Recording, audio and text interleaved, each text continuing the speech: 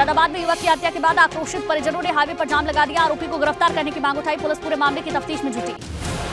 चित्रकूट में शादियों का दौर शुरू होते ही एक बार फिर चोरों ने धर्मनगरी के होटलों को निशाने पर लिया। पुवन होटल में एक चोर ने जैकेट की आड़ में नकदी और जेवरात से भरा बैग लेकर चोर फरार हुए। हमीरपुर में शादी समारोह में लाखों रुपए की नकदी हवा में लुटाई गई। नोटों को लूटने के लिए युवाओं में होड़ मची रही। सीएम योगी ने रामलला के दर्शन से अयोध्या दौरे की शुरुआत की। विधि विधान से रामलला के दर्शन पूजन किए। रामलला की आरती भी उतारी। अयोध्या में विकास का जिक्र करते हुए सीएम योगी ने कहा, प्रधानमंत्री मोदी के नेतृत्व में विकास हो रहा। पहले अयोध्या में नहीं आती थी बिजली। सीएम योगी अमेरिका और ब्रिटेन का करेंगे दौरा। लंदन, न्यूयॉर्क और सैन फ्रांसिस्को जाएंगे मुख्यमंत्री। 9 दिसंबर से शुरू हो सकता है मुख्यमंत्री का विदेश दौरा। भाजपा सांसद हरीश द्विवेदी के खिलाफ गैर इरादतन हत्या का केस। सांसद की गाड़ी से हुए हादसे में बच्चे की हुई थी मौत। बच्चे के पिता की तहरीर पर भाजपा सांसद पर केस। बसपा अध्यक्ष मायावती का केंद्र सरकार पर हमला। मायावती ने ट्वीट कर महंगाई, गरीबी और बेरोजगारी का मुद्दा उठाया। केंद्र सरकार और राजनीतिक दलों पर मुद्दे भूलने का आरोप लगाया। समाजवादी पार्टी ने ट्वीट कर प्रदेश सरकार पर बढ़ते क्राइम को लेकर निशाना साधा। लिखा, महिला अपराध में यूपी नंबर 1। राज्य में बच्चियां, युवतियों से दुष्कर्म और हत्या। अम्बेडकर नगर में ट्रैक्टर ट्रॉली की चपेट में आई बाइक सवार। बाइक पर सवार पिता और बेटे की मौत हो गई। सम्मनपुर थाना क्षेत्र का पूरा मामला। बुलंदशहर के सिकंदराबाद औद्योगिक क्षेत्र में सपना स्लीप फोम में आग लग गई। आग लगने से अफरा तफरी। दमकल विभाग की गाड़ियों ने आग पर काबू पाया। प्रयागराज में सिविल लाइन इलाके में पैराडाइज बेकरी में भीषण आग लगी। फायर ब्रिगेड की टीम ने आग पर काबू पाया। गाजियाबाद के भोपुरा डिफेंस कॉलोनी की झुग्गियों में भयंकर आग लगी। पुलिस और दमकल कर्मियों ने आग पर काबू पाया। गोरखपुर के शॉपिंग कॉम्प्लेक्स में आग लगने से अफरा तफरी हो गई। कीमती सामान जलकर खाक हुआ। फायर ब्रिगेड की टीम ने आग बुझाई। शॉपिंग कॉम्प्लेक्स में शॉर्ट सर्किट से आग लगने की आशंका। कैंट थाना क्षेत्र के एम्स के पास महादेव मार्ग की घटना। मुजफ्फरनगर में नेशनल हाईवे 58 पर ट्रक अनियंत्रित होकर ब्रेजा कार पर पलट गया। ट्रक पलटते ही कार पूरी तरीके से क्षतिग्रस्त हो गई। बिजनौर में कलयुगी मां ने मासूम बेटे की गला घोंटकर हत्या कर दी। शादीशुदा महिला ने प्रेम प्रसंग में बीच में आ रहे मासूम को मौत के घाट उतारा। लखनऊ में छात्र की मौत के मामले में पुलिस को मिले अहम सीसीटीवी फुटेज। सीसीटीवी फुटेज में छात्र के साथ झगड़ा करते नजर आ रहे युवक। बरेली में धर्म परिवर्तन का मामला सामने आया। एक ब्यूटिशियन के साथ एक विशेष समुदाय के युवक पर जबरन बलात्कार करने का आरोप। अश्लील वीडियो बनाकर सोशल मीडिया पर वायरल करने की देता था धमकी। खटीमा में शराब के नशे में पिता ने बेटी की हत्या कर दी। पुलिस ने आरोपी पिता को गिरफ्तार किया। हत्या में इस्तेमाल की गई थी कुल्हाड़ी, जो बरामद हुई। सीतापुर में प्रेम प्रसंग के चलते युवक की हत्या हुई। हत्यारों ने शव बोरे में रखकर गोमती नदी में फेंका। अटरिया इलाके का पूरा मामला। बलिया में पूर्व प्रधान के हत्याकांड का मुख्य आरोपी मुन्ना राजभर पुलिस मुठभेड़ में गिरफ्तार हुआ। मुठभेड़ में मुख्य आरोपी के पैर में गोली लगी। सहारनपुर में पुलिस और गौतस्करों के बीच मुठभेड़ हुई। पुलिस ने घेराबंदी कर गौतस्कर को गिरफ्तार किया। एक बदमाश मौका पाकर फरार हुआ। बुलंदशहर में पुलिस का ऑपरेशन लंगड़ा जारी। अलग अलग थाना क्षेत्रों में मुठभेड़ हुई। बाइक सवार और गौकशों से पुलिस की मुठभेड़ हुई। बुलंदशहर में थाना डिबाई पुलिस की बाइक सवार बदमाशों से मुठभेड़ हुई। बदमाशों ने पुलिस टीम पर फायरिंग की। पुलिस की जवाबी कार्रवाई में एक बदमाश सुनील गोली लगने से घायल हुआ। बदमाश के 2 साथी अंधेरे का फायदा उठाकर फरार हुए। पकड़े गए बदमाश के कब्जे से असला, कारतूस और बाइक बरामद। अमरोहा के थाना हसनपुर क्षेत्र में दिन दहाड़े हुई व्यापारी की हत्या का खुलासा हुआ। हत्यारोपी व्यापारी की दुकान पर काम करता था और व्यापारी के मां के साथ अवैध संबंध की खबर पर उसने दोस्तों के साथ मिलकर हत्या की। रुड़की नगर निगम और प्रशासन का तीसरे दिन भी अतिक्रमण हटाओ अभियान जारी। अतिक्रमण हटाने के दौरान व्यापारियों के साथ नोकझोंक। पिथौरागढ़ में साइबर ठग को पुलिस ने गिरफ्तार किया। युवती के अकाउंट से गायब किए 67,000 रुपए। पीड़िता ने पुलिस को तहरीर। उत्तराखंड अधीनस्थ सेवा चयन आयोग पेपर लीक मामले के मुख्य आरोपी हाकम सिंह की अवैध संपत्ति कुर्क होगी। 6 करोड़ की संपत्ति को कुर्क करने के लिए एसटीएफ ने देहरादून जिलाधिकारी को रिपोर्ट भेजी। उत्तराखंड में कांग्रेस ने संगठन को मजबूत करने के लिए नया फॉर्मूला निकाला। संगठन सभी कार्यकारी अध्यक्षों के कामों का आकलन कर रहा। कामों के हिसाब से पदाधिकारियों को वरीयता दी जाएगी। कांग्रेस प्रदेश अध्यक्ष करण महाराज श्रीनगर पहुंचे। उन्होंने कार्यकर्ताओं के साथ भेंट की। इस दौरान उन्होंने कार्यकर्ताओं को आने वाले नगर निकाय चुनाव और पंचायत चुनाव को लेकर वार्ता की। उत्तराखंड विधानसभा भर्ती घोटाले में हाईकोर्ट के निर्णय के बाद एक बार फिर से घोटाले का जिन बॉटल से बाहर आया। कांग्रेस प्रदेश अध्यक्ष करण महाराज ने भाजपा पर हमला किया। रामनगर में एक्शन में सिंचाई विभाग। सिंचाई नहर में नालों का गंदा पानी डालने वालों पर होगी बड़ी कार्रवाई। सिंचाई विभाग के अधिशासी अभियंता ने नगर पालिका और जल निगम से नहर को स्वच्छ रखने की अपील की। मऊ में ऊर्जा मंत्री ए के शर्मा ने लाभार्थियों को दी प्रधानमंत्री आवास की चाबियां। कई योजनाओं का लोकार्पण और शिलान्यास किया। झांसी में पूर्व सपा एमएलसी दीपनारायण सिंह यादव की करोड़ों की संपत्ति कुर्क हुई। अपराधी लेखराज सिंह यादव को फरार कराने के आरोप में जेल में बंद है दीपनारायण यादव। वाराणसी में पुलिस का आरोपियों के घर दावत करने का वीडियो वायरल हुआ। मारपीट के आरोपियों के घर दावत खा रही पुलिस। गाजीपुर में अतिक्रमण पर लगी फसल पर एसडीएम ने चलवाया ट्रैक्टर। जमीन को कब्जा करवाया गया। सेवराई तहसील क्षेत्र के रामपुर गांव का मामला। कानपुर में बजरंग दल के कार्यकर्ताओं का चकेरी थाने में प्रदर्शन। लव जिहाद के मामले में चकेरी पुलिस पर लगाया लापरवाही का आरोप। बाराबंकी में साझी विरासत ने कवि सम्मेलन का किया आयोजन। कवि सम्मेलन में कवि कुमार विश्वास ने की शिरकत। प्रदेश की राज्यपाल आनंदीबेन पटेल ने युवतियों को सलाह दी। कहा, किसी पर आंख बंद कर भरोसा बिल्कुल ना करें। लड़कियों को किसी से प्रेम करने या जीवन साथी चुनने से पहले सही पड़ताल कर लेनी चाहिए। गोरखपुर रेलवे स्टेशन पर प्लेटफॉर्म नंबर 1 में मौलवी के नमाज पढ़ने का वीडियो हो रहा वायरल। कुछ दिन पहले सत्याग्रह एक्सप्रेस में नमाज पढ़ने का वीडियो वायरल हुआ। ग्रेटर नोएडा में वेस्ट की गैलेक्सी वेगा सोसाइटी में निवासियों ने वृक्षारोपण किया। पर्यावरण की तमाम चुनौतियों को मद्देनजर रखते हुए नौनिहालों को जागरूक किया। प्रधानमंत्री मोदी ने मन की बात कार्यक्रम को संबोधित किया। कहा, G20 की अध्यक्षता हमारे लिए बड़ा मौका बनकर आई है। मन की बात के 95वें एपिसोड में प्रधानमंत्री मोदी ने कहा, 18 नवंबर को भारत ने अंतरिक्ष क्षेत्र में उपलब्धि हासिल की। रॉकेट विक्रम एस को लॉन्च किया, उसमें कई नई विशेषताएं। मन की बात में प्रधानमंत्री मोदी ने हरदोई जिले के जतिन ललित सिंह का किया जिक्र। कहा, वो लाइब्रेरी चलाकर बच्चों को निःशुल्क शिक्षा दे रहे। ऐसे ही लोगों ने समाज में शिक्षा की अलग जगह है। सीएम योगी ने हरदोई के जतिन की तारीफ करने के लिए प्रधानमंत्री मोदी का आभार जताया। ट्वीट कर लिखा, पीएम ने मन की बात में जतिन सिंह की चर्चा की। गुजरात चुनाव को लेकर सीएम केजरीवाल ने की भविष्यवाणी। कहा, गुजरात में बनेगी आम आदमी पार्टी की सरकार। गुजरात की जनता बदलाव चाह रही है। गुजरात के चुनावी रण में केजरीवाल का भाजपा और कांग्रेस पर जोरदार हमला। कहा, गुजरात में भाजपा से आम आदमी से डरा हुआ है, जबकि कांग्रेस का वोटर गायब है। चुनावी प्रचार के दौरान केजरीवाल ने गुजरात की जनता से किया ओल्ड पेंशन का वादा। कहा, पंजाब के बाद गुजरात में 31 जनवरी तक ओल्ड पेंशन लागू करेंगे। दिल्ली में डोर टू डोर कैंपेन में उतरे भाजपा अध्यक्ष जेपी नड्डा। पार्टी के दिग्गज नेताओं ने भी घर घर प्रचार किया। दिल्ली एमसीडी चुनाव में भाजपा ने झोंकी ताकत। उत्तराखंड के सीएम पुष्कर सिंह धामी ने प्रचार किया। तिहाड़ जेल से सत्येंद्र जैन का एक और वीडियो सामने आया। जेल रूम की साफ सफाई करते दिखे लोग। सूत्रों के हवाले से खबर, सफाई के लिए लगाए गए हैं 10 लोग। राजस्थान के भरतपुर में युवक ने सोते हुए परिवार पर बरसाई गोलियां। हादसे में 3 लोगों की मौत हो गई। 2 महिलाओं समेत 3 लोग घायल हुए। जम्मू कश्मीर के कुलगांव जिले में सुरक्षा बलों ने आतंकियों की बड़ी साजिश को नाकाम किया। फिसल इलाके में 2 आईडी बरामद। हिमाचल में मनाली के सोलंग गांव को जोड़ने के लिए बन रहा पुल शटरिंग खोलते ही गिरा। पहले भी हो चुका है कई बार हादसा। बिहार के सारण में घर में घुसी बेकाबू कार। एक युवक की मौत, 15 से ज्यादा लोग घायल। पाकिस्तान के पूर्व पीएम इमरान खान का बड़ा ऐलान। पीटीआई का हर सदस्य असेंबली से देगा इस्तीफा। चीन में जारी कोरोना का कहर। एक दिन में सामने आ रहे 32,000 से भी ज्यादा मामले। बीजिंग समेत कई शहरों में रेड अलर्ट। ब्राजील में फिर से पैर पसार रहा कोरोना वायरस। प्रशासन फिर से सतर्क हुआ। एयरपोर्ट और फ्लाइट में मास्क लगाना जरूरी हुआ। यूक्रेन में लगातार ब्लैकआउट के बीच वहां से मंत्री का बयान सामने आया। लगभग 73% मोबाइल नेटवर्क फिर से शुरू हुआ। रूस के लगातार हमलों से बिजली संकट से जूझ रहा है यूक्रेन। जंग के दौरान यूक्रेन के राष्ट्रपति जेलेंस्की की बड़ी पहल। अकाल से जूझ रहे देशों की मदद के लिए चलाया अभियान। सूडान, सोमालिया, यमन और केन्या समेत कई देशों को अनाज की पेशकश। बेल्जियम के प्रधानमंत्री डी क्रून ने यूक्रेन के राष्ट्रपति जेलेंस्की से मुलाकात की। डी क्रून ने यूरोपीय संघ और नाटो में यूक्रेन की सदस्यता के लिए समर्थन की घोषणा पर हस्ताक्षर किए। यूक्रेन के राष्ट्रपति जेलेंस्की ने लोगों की शिकायतों के बाद राजधानी कीव में प्रशासन को आड़े हाथों लिया। कहा, लोगों को आपातकालीन मदद और शेल्टर देने में लापरवाही की जा रही है। सीरिया में लगातार हमलों के बीच नागरिक सेना कुर्दिश पीपल प्रोटेक्शन का बड़ा बयान सामने आया। कहा, धमकी के बाद अभी जमीन पर तुर्की की कोई सेना नहीं। मैनपुरी लोकसभा उपचुनाव के प्रचार में सिर्फ 6 दिन ही बाकी रह गए हैं। ऐसे में अब भाजपा के रघुराज शाक्य और सपा प्रत्याशी डिंपल यादव ने अपने अपने प्रचार अभियान और तेज कर दिए हैं। समाजवादी पार्टी प्रत्याशी डिंपल यादव एक के बाद एक नुक्कड़ सभाएं कर रही हैं, तो दूसरी तरफ भाजपा प्रत्याशी रघुराज शाक्य घर घर जाकर जनसंपर्क अभियान चला रहे हैं। डिंपल यादव अपनी सभाओं में लोगों को मुलायम सिंह यादव के राज में हुए विकास की याद दिला रही हैं। मैनपुरी की जनता से सपा को वोट देकर मुलायम सिंह यादव को असल श्रद्धांजलि देने की अपील कर रही हैं। जो मेरे सामने एक पूरा परिवार उपस्थित है, एक वोट दबाते नेताजी को सच्ची श्रद्धांजलि है, इसे हाथ रखने का काम करें। वहीं भाजपा के रघुराज शाक्य पूरे मैनपुरी जिले में घूम घूम कर जनसंपर्क अभियान छेड़े हुए हैं।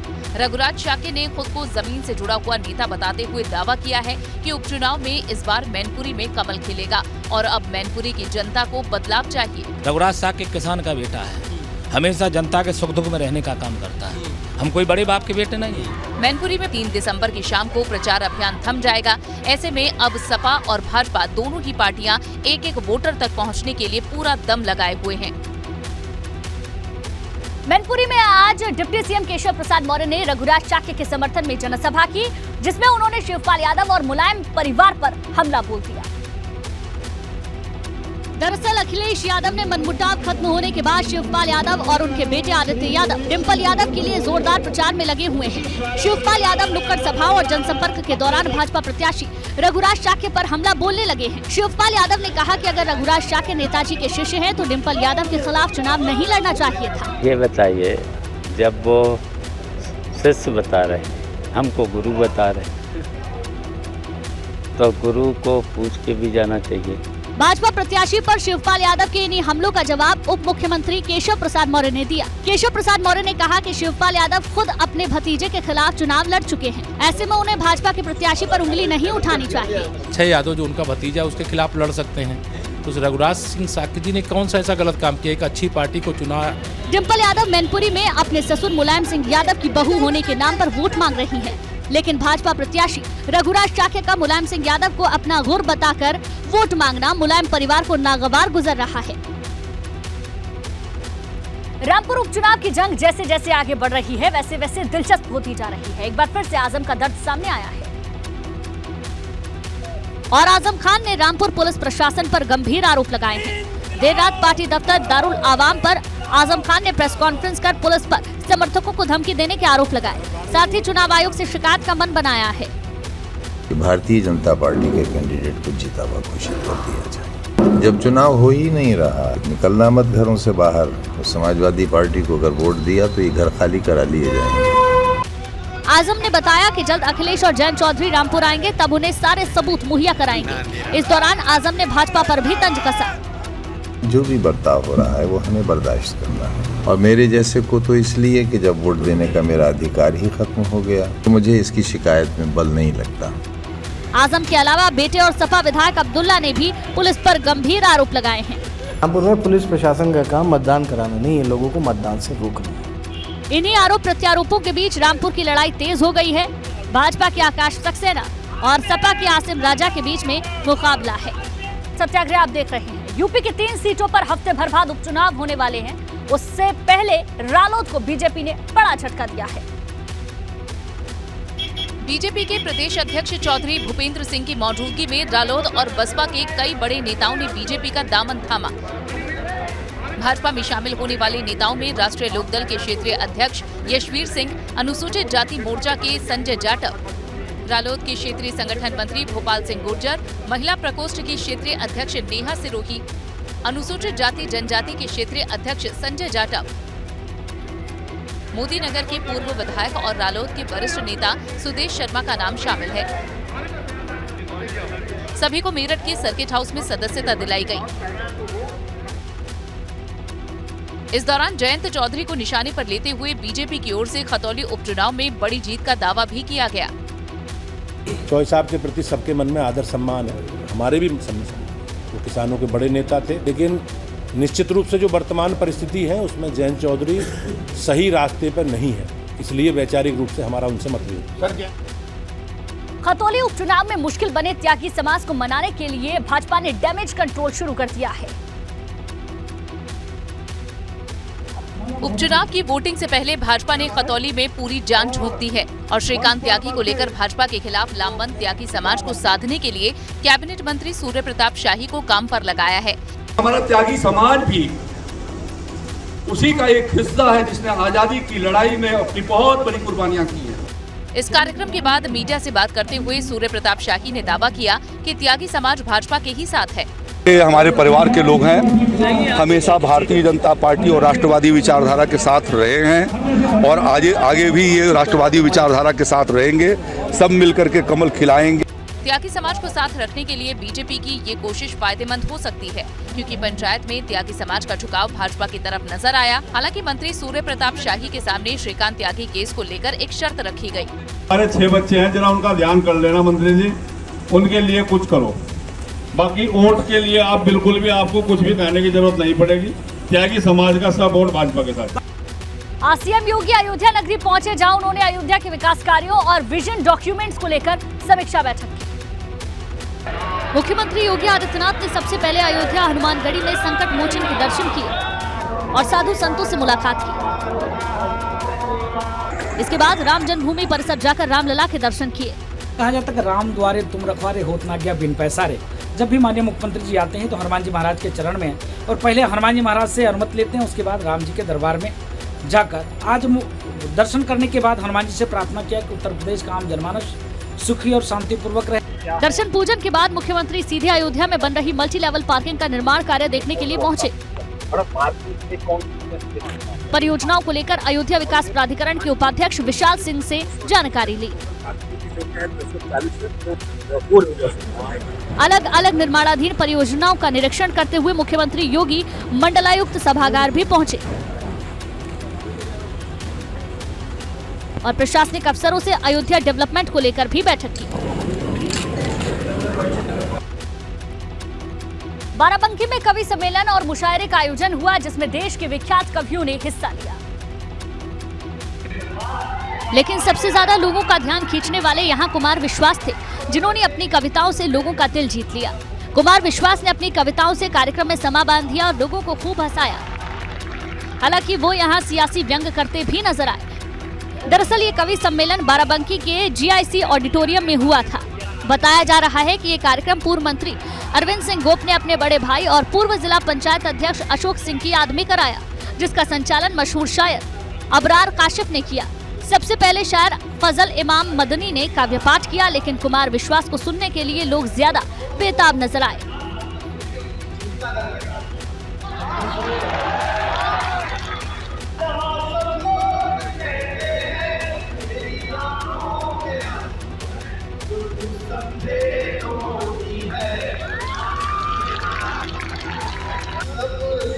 हालांकि इस कार्यक्रम में भीड़ पर काबू पाने के लिए पुलिस को भी कड़ी मशक्कत करनी पड़ी।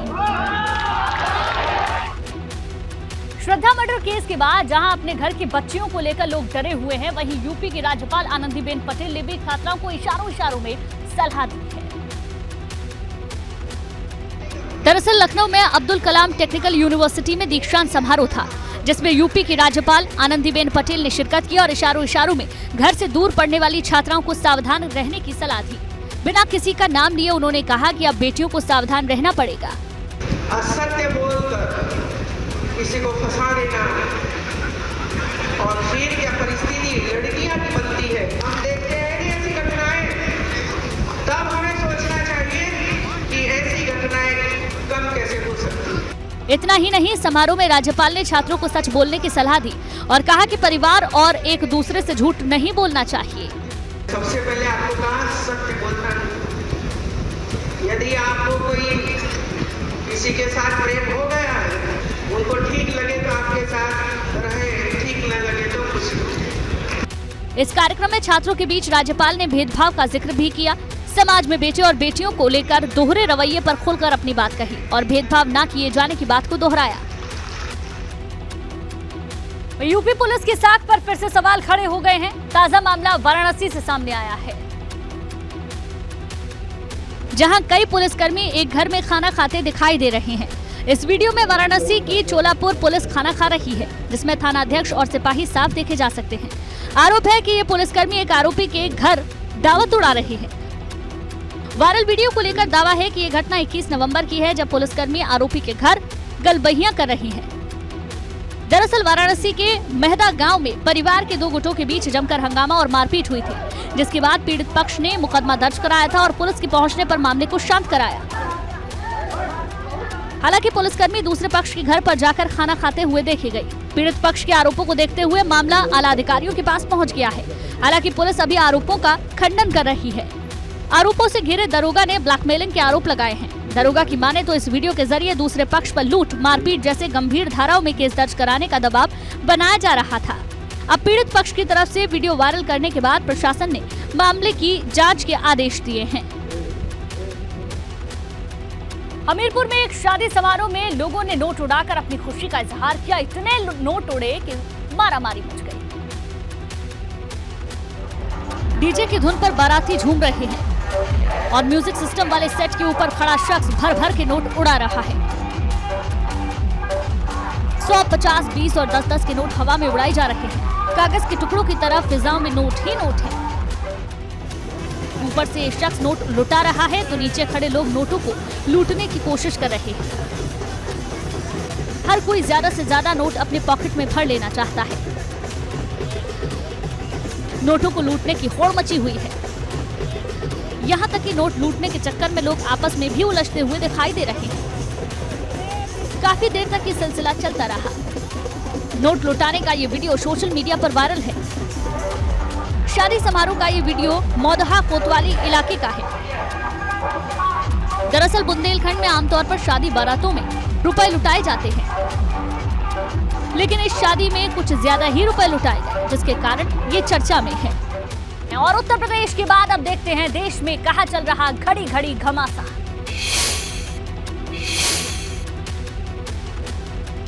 तिहाड़ जेल में बंद दिल्ली के जेल मंत्री सत्येंद्र जैन का एक वीडियो जारी किया गया है, जिसमें सत्येंद्र जैन को जेल के अंदर होटल जैसी सुविधाएं दी जा रही हैं।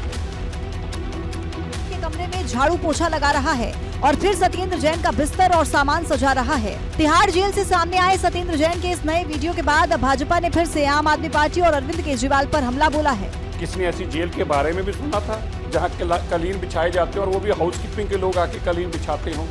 ये जेल है, ये 5 स्टार होटल का कमरा। आम आदमी पार्टी लोगों को बेवकूफ बना के ऐसे लूटेगी। सत्येंद्र जैन को जेल में मिल रही होटल जैसी सुविधा की तस्वीर आने के बाद विपक्ष ने एक बार फिर से आम आदमी पार्टी पर सवाल उठाए। पहले भी जेल के अंदर रेप आरोपी से सत्येंद्र जैन मसाज करवाते हुए दिख रहे थे और एक वीडियो में जैन बाहर से मंगाया हुआ खाना खा रहे थे। और अब इस नए वीडियो में साफ दिख रहा है कि सत्येंद्र जैन को जेल के अंदर न सिर्फ मिनरल वाटर दिया जा रहा है। इस सत्येंद्र जैन के एक के बाद एक सामने आ रहे वीडियोज के बाद आम आदमी पार्टी ने चुप्पी साध रखी है। गुजरात विधानसभा चुनाव में प्रचार के दौरान आज दिल्ली के मुख्यमंत्री अरविंद केजरीवाल ने दावा कर दिया कि गुजरात में आम आदमी पार्टी की सरकार बनने जा रही है।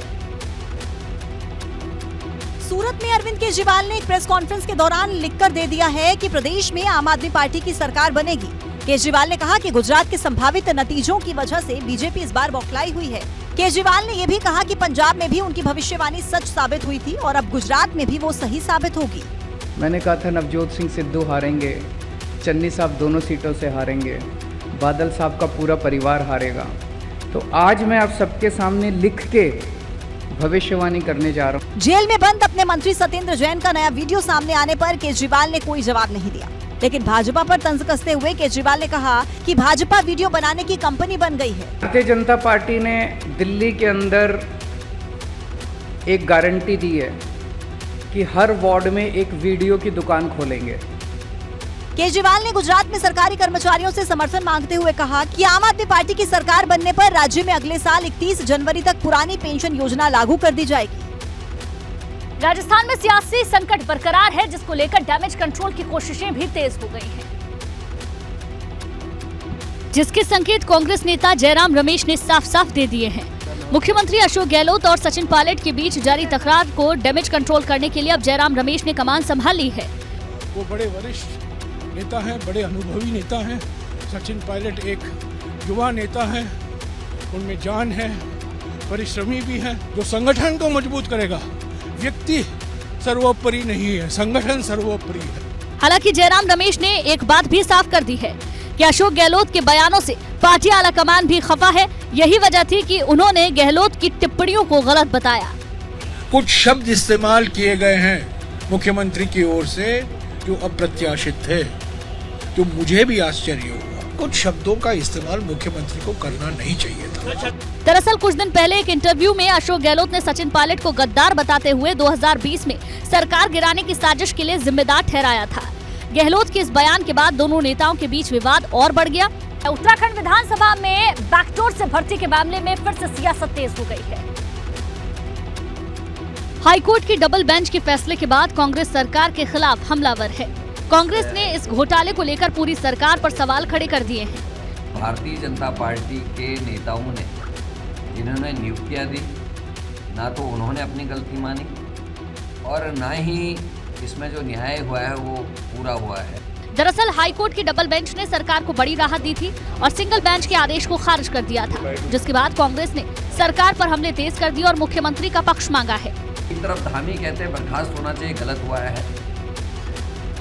दूसरी तरफ वो विचलन से इस फाइल को पास करते हैं जिसमें जो आरक्षण दिया जाना चाहिए था जिन लोगों को, जो कानून है उसका भी पालन नहीं किया गया।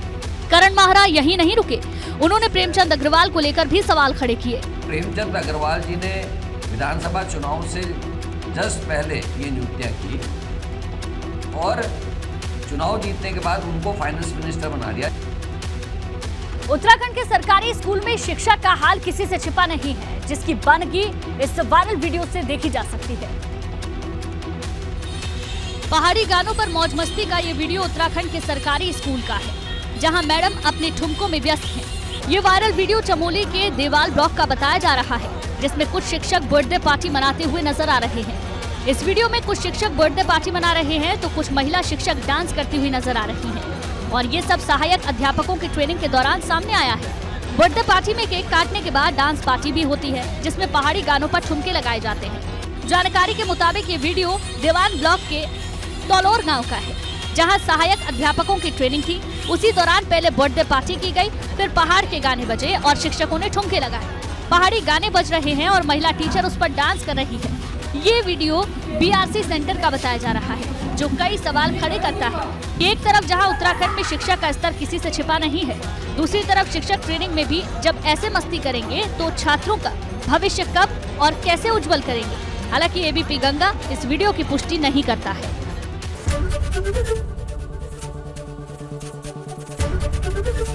एबीपी गंगा, खबर आपकी, जुबान आपकी।